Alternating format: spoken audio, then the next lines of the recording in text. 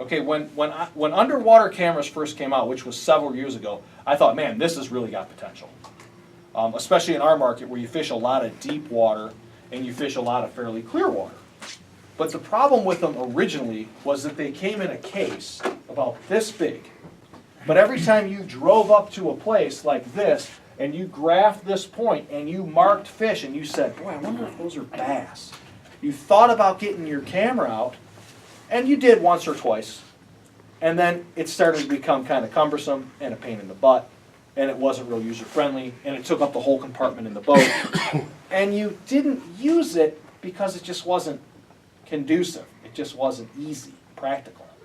But they came out with these little cameras like this one. Again, this one's a micro.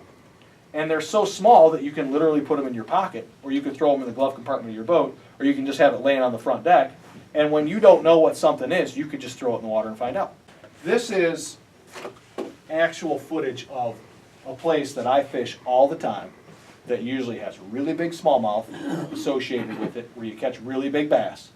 And when I drove over it, I marked a lot of really big fish that looked exactly like bass, and I fished for 20 minutes and I never caught any. And the reason is because we have these in our lake. You guys know what those are? Yeah, those are freshwater drum, or what's referred to as sheephead here. And if you look, you see how they're just hanging off the edge of that drop-off, and there's like 3 or 4 fish right off the edge of the drop-off, right where if you went over with your graph and it went from 28 to 32 feet, and you saw 2 or 3 big arches just like that on the edge of those rocks, what would you think they were if it was your best bass spot?